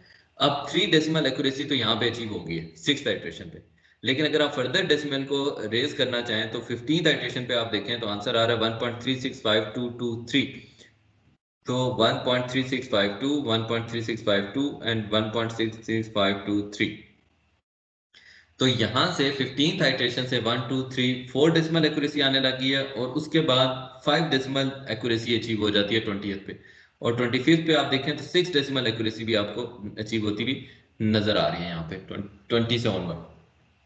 इसका मतलब है कि अब हम जितनी ज्यादा आइट्रेशन परफॉर्म करते जाएंगे हमारे एक्यूरेसी का स्टैंडर्ड बढ़ता जाएगा, लेकिन फिक्स पॉइंट की वैल्यू 1.3652 यही रहेगी। इसके बाद वाले डेसिमल जो है उनकी एक्यूरेसी इंक्रीज होने लग जाएगी। तो एवेंचुअली इसका मतलब ये है कि हम G3 ऑफ x के लिए आप देखें कि अगर मैं यहाँ पे 20th या 15th आइट्रेशन का डिफरेंस देखूं तो मुझे लग रहा है कि दोनों वैल्यूज आपस में इक्वल आ गई हैं, तो दिस मीन्स दैट कि यहाँ पे मेरे पास 1 2 3 4 5 डेसिमल प्लेस एक्यूरेसी अचीव हो गई है 15 आइट्रेशन पे। तो इसका मतलब है कि अगर हमें 5 की रिक्वायरमेंट होगी तो हम 15 पे स्टॉप करेंगे, 6 की रिक्वायरमेंट होगी 20 पे, 7 की होगी तो ऑनवर्ड हम 25 30 आइट्रेशंस पे स्टॉप करेंगे। अब फायदा क्या हुआ? फायदा ये हुआ कि वो इक्वेशन जिसका रूट अगर हम बाइसेक्शन से फाइंड करते तो हमें 50 या 70 आइट्रेशन परफॉर्म करनी थी या 30 आइट्रेशन परफॉर्म करनी थी, और उसमें जो एक्यूरेसी अचीव होती वो भी कम होती। अब यहाँ पे आप देखो 3 डेसिमल एक्यूरेसी तो हमने 6 आइट्रेशन पे अचीव कर लिया, लेकिन अगर यही काम हम बाइसेक्शन से कर रहे होते तो हम 6 से ज्यादा आइट्रेशन जो है वो परफॉर्म कर रहे होते। तो बाइसेक्शन का जो डिसएडवांटेज था कि नंबर ऑफ आइट्रेशन ज्यादा परफॉर्म करनी पड़ती थी, वो हमने फिक्स पॉइंट की मदद से कम कर ली, लेकिन अभी भी हमें कुछ प्रॉब्लम जो है वो फिक्स पॉइंट में भी फेस करने पड़े। अब अगर आप G4 ऑफ x देख लें तो G4 ऑफ x के केस में ये जो 7 डेसिमल एक्यूरेसी है वो अचीव हो जाती है 8th आइट्रेशन पे 1.365230 बल्कि 8 डेसिमल एक्यूरेसी 1 2 3 4 5 6 7 8 डेसिमल एक्यूरेसी जो है वो 8th आइट्रेशन पे अचीव होगी। अब G3 के साथ वो अचीव हो रही थी 5 डेसिमल एक्यूरेसी 15th आइट्रेशन पे, और यहाँ पे 8th आइट्रेशन पे 8 डेसिमल एक्यूरेसी आ गई G4 के साथ। अगर उसकी जगह हम G5 फंक्शन कंसीडर कर लें तो आप देखें कि थर्ड आइट्रेशन पे 1.365230 8 डेसिमल एक्यूरेसी जो है वो थर्ड आइट्रेशन पे अचीव हो जाती है। तो दिस मींस दैट कि G1 G2 ने डाइवर्जेंट रिजल्ट दे दिया, G3 ने कन्वर्जेंट दिया, लेकिन स्टिल नंबर ऑफ आइट्रेशन ज्यादा हैं, G4 की नंबर ऑफ आइट्रेशन कम हो गई हैं, लेकिन जब हम G5 से कंपेयर करते हैं तो G5 की नंबर ऑफ आइट्रेशन सबसे कम है और लेवल ऑफ एक्यूरेसी सबसे हायर है, यानी कि 8 डेसिमल एक्यूरेसी थर्ड आइट्रेशन पे अचीव हो रही है। तो दिस मींस व्हाट? इसका मतलब यह है कि आपने 5 फिक्स पॉइंट फंक्शन कंस्ट्रक्ट कर लिए। अब 5 फिक्स पॉइंट फंक्शन जब कंस्ट्रक्ट किए हैं तो उसमें से 2 डाइवर्जेंट हो गए, उनसे हमें कोई रिजल्ट नहीं मिला, 3 से हमें कन्वर्जेंट रिजल्ट मिला है, और उन 3 में भी हमने देखा है कि हर फिक्स पॉइंट फंक्शन जो है वो दूसरे से डिफरेंट बिहेव कर रहा है, यानी कि G3 के लिए ज्यादा आइट्रेशन परफॉर्म करनी पड़ी है, G4 के लिए कम करनी पड़ी है, और G3 के लिए G5 के लिए सबसे कम आइट्रेशन हमें परफॉर्म करनी पड़ी है, और लेवल ऑफ एक्यूरेसी भी जो है वो हमारे पास रेज हो रहा है। तो इससे हमने क्या कंक्लूड किया? कंक्लूजन हमने ये ड्रा किया है कि फिक्स पॉइंट अप्रोच की मदद से हमने जो बाइसेक्शन मेथड का डिसएडवांटेज था कि आपके पास ज्यादा नंबर ऑफ आइट्रेशन आपको परफॉर्म करनी पड़ती थी, वो तो हमने अचीव कर लिया कि कम नंबर ऑफ आइट्रेशन हमें परफॉर्म करनी पड़ती हैं। लेकिन यहाँ पे इसका एक अपना डिसएडवांटेज हो गया है कि जब आप फिक्स पॉइंट फंक्शन कंस्ट्रक्ट करते हैं इक्वेशन से, तो उस केस में ऐसा भी पॉसिबल है कि अगर आपका फिक्स पॉइंट फंक्शन सही कंस्ट्रक्ट नहीं हुआ तो आपका रिजल्ट डाइवर्जेंट हो जाए, यानी कि आपको सोल्यूशन मिले ही ना। तो बाइसेक्शन में ये गारंटी जरूर थी कि सोल्यूशन मिलेगा, बेशक नंबर ऑफ आइट्रेशन हमारे पास ज्यादा परफॉर्म करनी पड़े। तो ये हमें डिसएडवांटेज हो गया है फिक्स पॉइंट के केस में कि ये भी चांस है कि आपको कन्वर्जेंट रिजल्ट मिले और फौरन मिल जाए, लेकिन ये भी चांस है कि अगर आपने गलत फिक्स पॉइंट फंक्शन बना लिया है तो आपको कन्वर्जेंट रिजल्ट मिले ही ना, और आपको बहुत ज्यादा नंबर ऑफ आइट्रेशन जो है वो परफॉर्म करनी पड़े। क्लियर होगी बच्चों बात? जी सर। तो ये कैसे पता है कि यही आंसर है, यानी इसके बाद से आंसर चेंज नहीं होता? नहीं बेटा, देखे ना क्यों पता चल गया कि 1.36 तो छठी आइट्रेशन या पांचवी से फिक्स हो चुका था, मजीद तो उसकी वैल्यू चेंज नहीं हो रही ना, सिर्फ डेसिमल एक्यूरेसी रेज हो रही है। यहाँ पे स्टॉप कर देना, वहां पे स्टॉप कर देना, जब इक्वल आ जाती है तो स्टॉप कर देते हैं। नहीं इसके बाद अगर और करेंगे तो वही आते रहेगा। आता वही रहेगा, यानी कि अगर ठीक मैं है, यहाँ पे, ये इसका एक्चुअल रूट है 1.36523013, अब बेशक आप इसके बाद 1000 आइट्रेशन भी परफॉर्म करें तो आंसर यही आ जाएगा। और क्यों ये आ जाएगा, अगर आप ग्राफ पे देखो तो जब ये दोनों का पॉइंट ऑफ इंटरसेक्शन एक ही हो जाएगा तो आप इनपुट डालेंगे तो वापस वही पॉइंट ही तो आता रहेगा बार बार, क्योंकि दोनों कर्व्स के एक ही पॉइंट लाई कर रहा हूँ, तो वो चेंज नहीं हो सकता। अच्छा चले, ये अब बच्चों इसका मतलब है कि ये 5 फिक्स पॉइंट फंक्शन है और हर एक का एक अपना इशू है। अब ये डिस्कस करते हैं कि इनमें इशू था क्या। हमने तो पांचों फिक्स पॉइंट फंक्शन ही बनाए थे, तो पांचों में डिफरेंस क्या था, किस वजह से ऐसा हुआ कि कुछ डाइवर्ज कर गए, कुछ कन्वर्ज कर रहे हैं, कुछ का कन्वर्जेंस रेट स्लो है, कुछ का कन्वर्जेंस रेट फास्ट है और कुछ का बहुत ही फास्ट है। तो ऐसा क्यों हो रहा है, इन पांचों फंक्शन को डिस्कस करते हैं कि व्हाट हैपेंड। सो नाउ हमारे माइंड में अब ये क्वेश्चन आ गया है कि how we can find a fix point problem that produces a sequence यानी कि iterative scheme rapidly convert to a solution to give given root finding problem, यानी कि जिस इक्वेशन का हम सॉल्यूशन फाइंड कर रहे हैं, हम ऐसा फिक्स पॉइंट फंक्शन कैसे कंस्ट्रक्ट कर सकते हैं कि वो बड़े जल्दी और कन्वर्जेंट हमें सॉल्यूशन दे दे। तो अब आ जाते हैं हम दोबारा फिक्स पॉइंट थ्योरम पे। ये फिक्स पॉइंट थ्योरम में ये कहता था वो फंक्शन जिसकी इनपुट और आउटपुट इक्वल हो, यानी कि g ऑफ x भी वापस बिलोंग करे a b में से, तो उसका फिक्स पॉइंट एग्जिस्ट करता है, नंबर वन। नंबर टू कि अगर डेरिवेटिव उसका लेस देन 1 आ रहा हो तमाम वैल्यूज के लिए, तो फिर यूनिक फिक्स पॉइंट एग्जिस्ट करता है। तो इसके साथ साथ तो हमारे पास इसी थ्योरम में ये बात ऐड हो गई है कि then for any p not in a b the sequence defined by this pn is equals to g of pn minus 1 converts to a unique fixed point p in a b। तो अगर ये दोनों condition satisfy हो जाए कि g of x की जो output है वो भी उसी सेट में से, इनपुट के सेट में से बिलोंग करने लग जाए और डेरिवेटिव हमेशा लेस देन 1 हो जाए उस इंटरवल पे, तो फिर कोई भी p नॉट जो कि आप a b में से चूज करेंगे, उसके लिए ये जो सीक्वेंस है आइटरेटिव फॉर्म में, ये हमें कन्वर्जेंट सॉल्यूशन देगी। लेकिन अगर इनमें से कोई कंडीशन फुलफिल ना हो रही हो तो फिर हम ये थ्योरम जो है वो गारंटी नहीं करता कन्वर्जेंस का, और यही चीज हमारे साथ हो भी रही है कि हम देखते हैं अभी। अच्छा, एक और इसके साथ क्रॉलरी है कि फिर जो आइट्रेशन में डिफरेंस होता है वो हमारे पास होता है k raise to power n maximum of p not minus a times b minus p not. तो k जो यहाँ पे वैल्यू है इसकी पावर n मैक्सिमम ऑफ उस लेंथ से वो कम होता है। अब कंसिडर करते हैं कि g1 के साथ क्या प्रॉब्लम है, g2 के साथ क्या है। g1 ऑफ x जो है, हमारे पास जो सेट था वो डोमेन थी 1 से लेके 2 तक इंटरवल था। तो G1 में जब 1 डालें तो आंसर 6 आता है और 2 डालें तो आंसर -12 आता है। तो आप देखें कि दोनों की दोनों वैल्यूज जो हैं वो 1 से 2 के दरमियान लाए नहीं करती, और अगर हम इसके डेरिवेटिव भी लें तो ये हमेशा ग्रेटर देन 1 आता है। तो इसका मतलब ये है कि थ्योरम 2.4 हमें गारंटी नहीं करता था कि कन्वर्जेंट सॉल्यूशन हो, तो दैट्स वाई कि हमारे पास कन्वर्जेंस नहीं है। तो हमें अगर कन्वर्जेंस की गारंटी चाहिए तो फिर फिक्स पॉइंट फंक्शन ऐसा कंस्ट्रक्ट करना है कि जो थ्योरम की कंडीशंस को क्या करता हो, मेट करता हो। G2 पे आ जाते हैं। G2 को अगर हम देखें तो G2 में अगेन जो प्रॉब्लम है वो क्या है कि G2 में जो आप आंसर पुट करते हैं 1.365, तो इस पे हमारे पास G2 में जो डेरिवेटिव की वैल्यू है वो 3.4 आती है जो कि ग्रेटर देन 1 है। तो वंस अगेन G2 फंक्शन भी थ्योरम की जो सेकंड क्लास है उसको सेटिस्फाई नहीं करता था। Therefore there is no reason to expect कि हमारे पास हमेशा ही कन्वर्जेंट रिजल्ट आएगा। मैं ये नहीं कह रहा कि इससे कन्वर्जेंट नहीं आ सकता, मैं ये कह रहा हूं कि थ्योरम हमें कह रहा है कि इससे कन्वर्जेंट रिजल्ट का मैं नहीं बता सकता। तो दिस मींस दैट कि किसी और गैस के साथ शायद आप चलते तो इस फंक्शन से आपको रूट मिल जाता, लेकिन इस गैस के साथ वो सूटेबल नहीं था। तो हमें सूटेबिलिटी ऑफ फंक्शन अगर चेक करनी है तो हमने ये देखना है कि वो फंक्शन फिक्स पॉइंट फंक्शन जो थ्योरम की दोनों कंडीशंस को मेट करता होगा वही हमें गारंटी करेगा सॉल्यूशन की। बाकी में चांस है कि सॉल्यूशन आ जाए या सॉल्यूशन ना आए।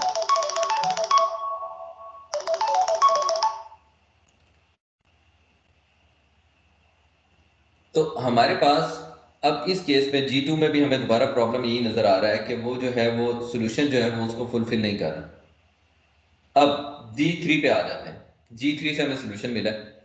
अब G3 ऑफ x जो है वो हमारे पास है 1/2 time 10 minus x cube raise to power 1/2। तो हमारे पास डेरिवेटिव जब आप ले लें तो ये हमारे पास -3/4 x square time 10 minus x cube आ जाता है -1/2।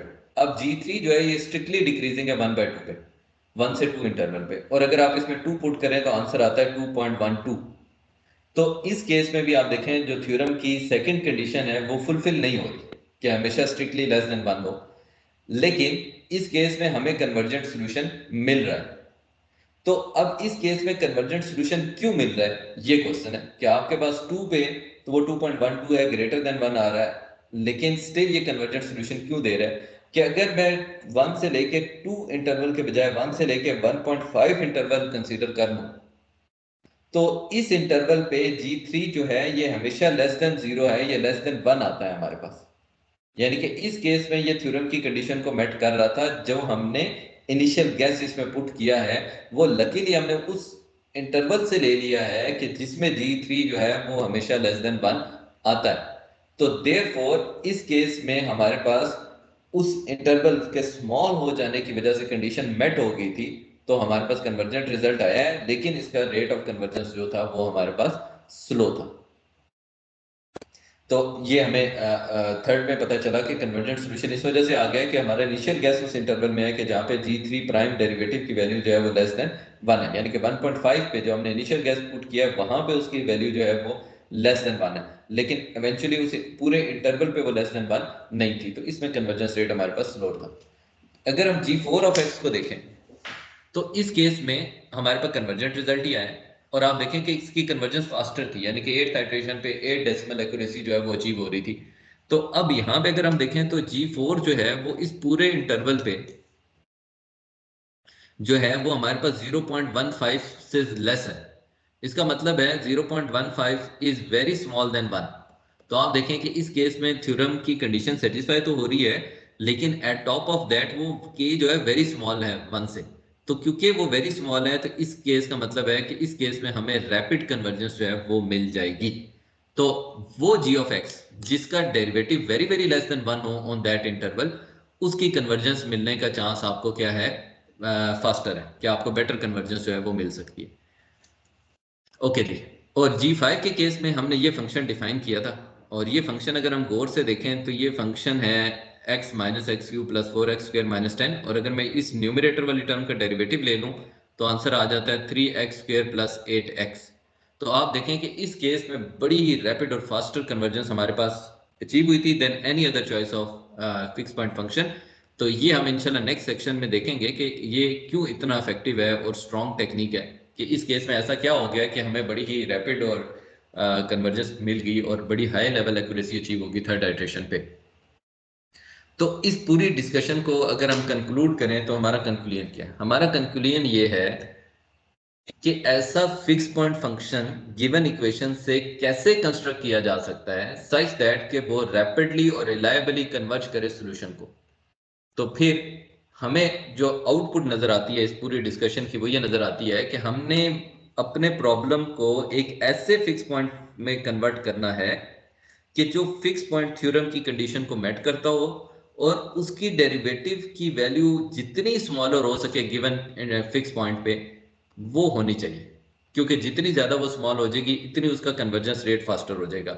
और अगर वो सिर्फ इसकी कंडीशन मेट करेगा तो कन्वर्ज करेगा, लेकिन मे बी उसकी कन्वर्जेंस रेट जो है वो स्लो हो। तो this is the method to convert your equation into a fix point function such that it gives you a reliably convergent solution. जी बच्चों, ये पॉइंट क्लियर हो गए? इससे कोई क्यूरी कोई क्वेश्चन आप लोगों का तो आप डिस्कस कर सकते हैं।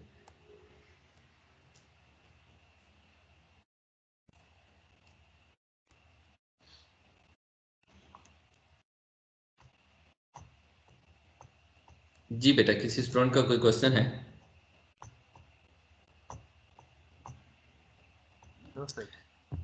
बच्चों रिपीटेडली मैं बेटा अगेन आपसे कह रहा हूँ, मैं इसलिए पूछता हूँ कि देखें पेपर्स जो हैं वो ओपन बुक एग्जाम्स होते हैं, और जब ओपन बुक एग्जाम होंगे तो you need to make sure that you understand the topic, you understand the idea, और rather than what to do you should know how to do.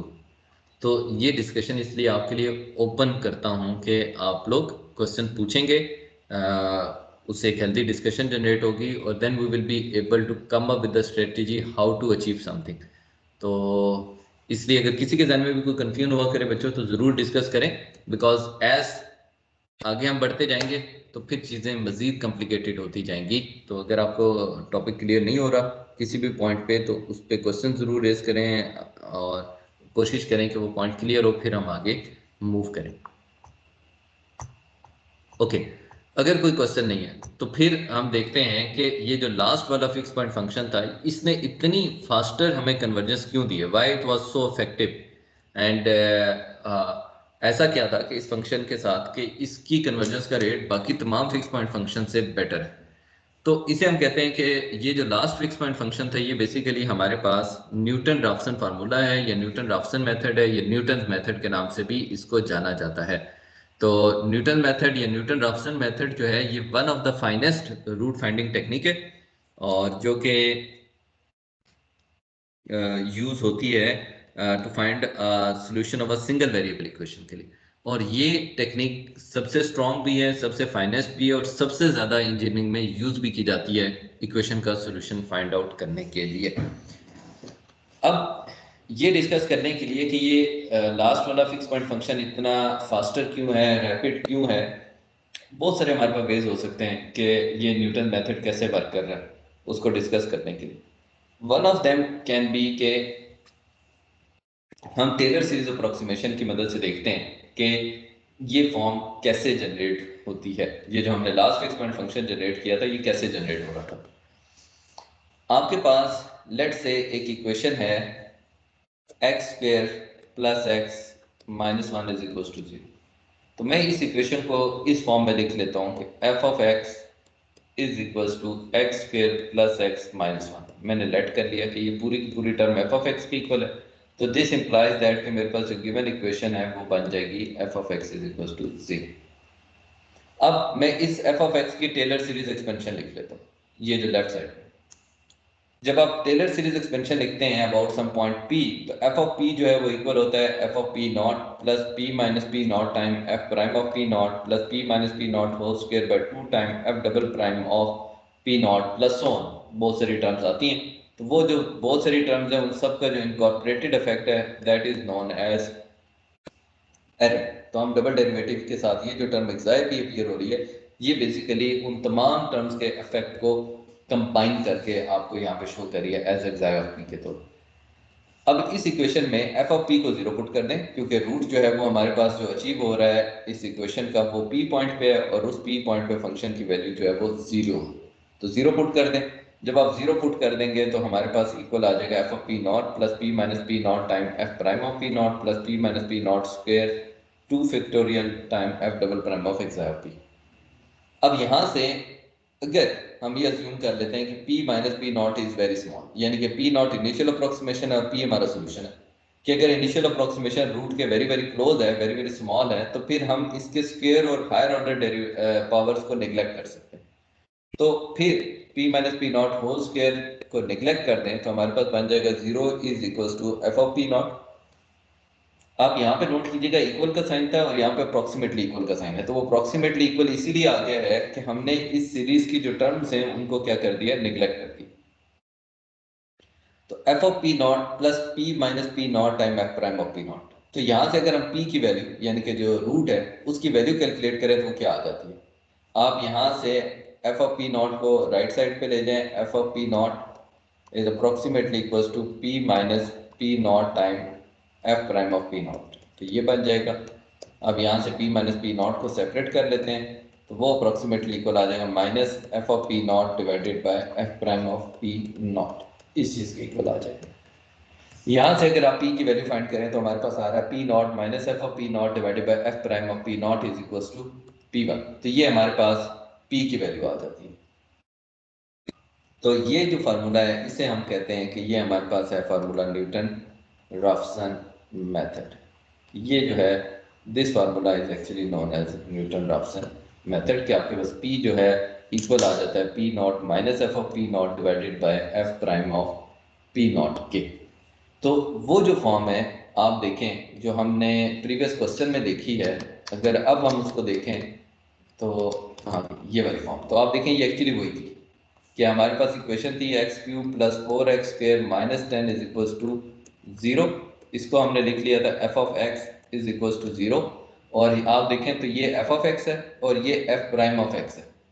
तो हमारे पास x minus f of x divided by f prime of x. तो ये जो form हमने यहाँ पे फिक्स पॉइंट फंक्शन की कंस्ट्रक्ट की है, ये एक्चुअली हमारे पास न्यूटन रॉप्सन फॉर्म ही है, और दैट्स व्हाई कि इसकी कन्वर्जेंस जो है वो इतनी फास्टर है। तो पहली बात तो ये होगी कि ये फिक्स पॉइंट फंक्शन की ही फॉर्म है न्यूटन रॉप्सन मेथड। अब सेकंड बात कि ये इतना रैपिडली कन्वर्जेंट क्यों है। आप अगर याद करो तो बाइसेक्शन मेथड किसी भी इंटरवल की लेंथ को सिर्फ हाफ से रिड्यूस कर सकता है, हाफ से ज्यादा रिड्यूस नहीं कर सकता।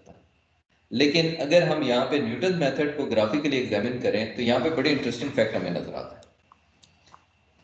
अगर आप लोग बच्चों याद करो तो आपके पास डेरिवेटिव की वैल्यू होती है f prime of x is equal to f of x1 minus f of x not divided by x1 minus x not.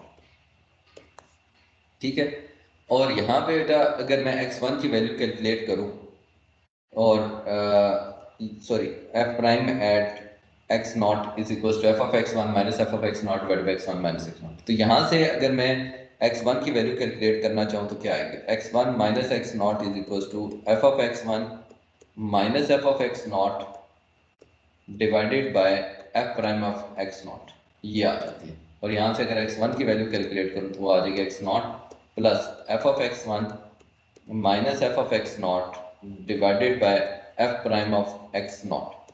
और इसमें अगर आप एफ ऑफ x1 को 0 ले लें तो आपके पास बन जाएगा x1 is equal to let f of x1 is equal x not minus f of x not divided by f prime of x not. तो क्या ये न्यूटन रॉप्सन की फॉर्म बन गई या नहीं बन गई?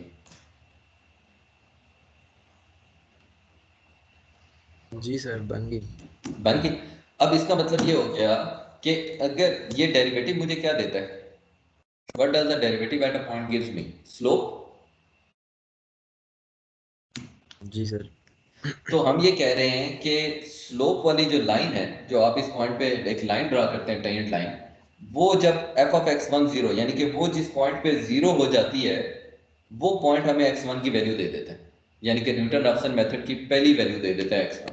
तो अगर मैं ग्राफिकली देखूं तो ये पॉइंट P नॉट है, इस पे मैं टेंजेंट लाइन ड्रा करूं तो वो पॉइंट जहां पे ये टेंजेंट लाइन x एक्सिस को मीट करेगी, लाइक एफ ऑफ x1 0 हो जाएगा, जहां पे ये टेंजेंट लाइन x एक्सिस को मीट करेगी वो पॉइंट मेरे पास आ जाएगा P1। फिर आप क्या करें, P1 पे टेंजेंट लाइन ड्रा करें तो वो जिस पॉइंट पे आके मीट करेगी x एक्सिस को वो पॉइंट हो जाएगा P2। फिर आप P2 पॉइंट पे जब टेंजेंट लाइन ड्रा करेंगे तो आप देखें ये P के वेरी वेरी क्लोज गुजरेगी, और फिर जब आप इस पॉइंट के करस्पॉन्डिंग दोबारा इस लाइन पे ड्रा करेंगे टेंजेंट लाइन तो ऑलमोस्ट वो इस पॉइंट P में से क्या कर रही होगी, पास कर रही होगी। तो ये जो न्यूटन रॉप्सन मेथड है ये इतना कन्वर्जेंट क्यों है? ये इतना कन्वर्जेंट इसलिए है कि आपने इनिशियल गैस P नॉट दिया है जो कि P के नेबरहुड में है, जो टेंजेंट लाइन है वो आपको इंटरसेप्ट करके उस पॉइंट पे ला रही है जहां पे इस कर्व को मीट करना चाहिए एक्स एक्सिस को, क्योंकि वही पॉइंट रूट है। तो आप देखो इसने पहली दफा ही फोर्स किया है कि वो पॉइंट फाइंड करो जहां पे 0 होना चाहिए। अच्छा, फिर दूसरी दफा अगेन फोर्स किया, तीसरी दफा, इवेंचुअली जब आप इस पॉइंट पे अप्रोच कर जाएंगे तो जो पॉइंट ऑफ टेंजेंसी है और जो रूट है वो दोनों एक हो जाएंगे। यानी कि जब आप इस पे टेंजेंट लाइन ड्रा करेंगे तो जिस पॉइंट पे ये टेंजेंट लाइन इस कर्व को मीट कर रही है वो पॉइंट और जो इसका रूट है P, ये दोनों एक ही हो जाएंगे। तो इसका मतलब क्या हुआ कि आप टेंजेंट लाइन की मदद से फोर्स कर रहे हैं अपने फंक्शन को, मेथड को उस पॉइंट की तरफ जहां पे वो एक्स एक्सिस को क्या करता है, मीट करता है। एंड बाय दिस फोर्सिंग, इस यही वजह है कि इसकी जो कन्वर्जेंस है वो बहुत ही रैपिड है। कि आप देखें आपने पहले गैस में उसको फोर्स किया कि वो पॉइंट 2 जहां पे 0 आ रहा है, फिर उस पॉइंट के करस्पॉन्डिंग कर्व पे दोबारा ड्रा किया और अगेन फोर्स किया वो पॉइंट जहां पे वो 0 हो रहा है। तो जब आप ये फोर्स कर रहे हैं तो इसकी वजह से वो जो लेंथ ऑफ द इंटरवल है वो सडनली रिड्यूस हो जाती है, जबकि बाइसेक्शन मेथड में हम बाउंड थे कि हाफ से ज्यादा लेंथ रिड्यूस नहीं कर सकते। तो इस मेथड का एडवांटेज ये है कि इसका कन्वर्जेंस रेट फास्टर है as compare to any other technique जो हम अप्लाई कर सकते हैं। अब लेकिन इसका एक डिसएडवांटेज भी है, वो क्या नजर आता है आपको? कब न्यूटन राफसन मेथड अप्लाई नहीं हो सकता? हमने दो असम्पशंस ली हैं जिनकी बेस पे ये मेथड ड्राइव हुआ है, तो क्या ऐसा होगा कि ये ड्राइव या न्यूटन मेथड अप्लाई नहीं हो सकेगा या हमें कन्वर्जेंट रिजल्ट नहीं देगा? किन दो पॉसिबिलिटी में? सर अगर ये वो हमारे एक्स एक्सिस को कट ना करे कर्व, चलिए वो तो खैर बाद की बात होगी। अगर हम स्टार्ट करें जहां से हमने फार्मूला ड्राइव किया, हमने दो असम्पशन लिए कि function second order derivative continuous है, और हमने असम्पशन ली हुई है कि p माइनस पी नॉट जो है वो वेरी वेरी स्मॉल है। तो इसका मतलब है कि हमने एक असम्पशन तो ये ली हुई है कि उसका डेरिवेटिव एग्जिस्ट करता है, और दूसरी असम्पशन हमने ये ली हुई है कि p माइनस पी नॉट जो है वो वेरी वेरी स्मॉल है। तो आप देखें कि ये डेरिवेटिव से यहाँ पे डिवीजन हो रही है f prime of p not. तो f prime of p not जो है जब ये 0 हो जाएगा तो आपके पास यहाँ पे आउटपुट क्या आ जाएगी? इन्फिनिटी आ जाएगी। तो इसका मतलब है कि उस केस में न्यूटन राफसन मेथड अप्लाई नहीं हो सकता कि अगर डेरिवेटिव की वैल्यू 0 हो जाती है किसी भी आइटरेटिव स्टेप में, तो आप न्यूटन राफसन की मदद से सॉल्यूशन फाइंड नहीं कर सकते। First thing. सेकंड, कि जब भी आपके पास इनिशियल गैस अवे होगा एक्चुअल रूट से, p माइनस पी नॉट हमने स्मॉलर चूज किया, तो अगर आप बहुत ही अवे चूज कर लेंगे p नॉट को रूट से, तो उस केस में भी आप देखें कि ये न्यूटन राफसन की जो अप्रोक्सीमेशन है ये वैलिड नहीं रहती। तो इसका मतलब है कि न्यूटन राफसन मेथड ने हमें फास्टर कन्वर्जेंस दिया है, बेटर कन्वर्जेंस दिया है, लेकिन इस केस में भी एक जो प्रॉब्लम हमें फेस करना पड़ सकता है वो ये हो सकता है कि आपके पास जो कन्वर्जेंस का रेट है वो तो फास्टर हो गया है, लेकिन अगर डेरिवेटिव किसी भी आइटरेटिव स्टेप पे 0 हो जाता है तो फिर उस केस में आप न्यूटन मेथड अप्लाई नहीं कर सकते, या जो आपका इनिशियल गैस है वो आप एक्चुअल रूट से बहुत फार अवे चूज नहीं कर सकते। तो ये दो सिनेरियोज ऐसे हैं कि जिस केस में फिर न्यूटन राफसन मेथड में प्रॉब्लम आ सकता है। तो अपने लेक्चर, आज के लेक्चर को हम यहीं पे स्टॉप करते हैं।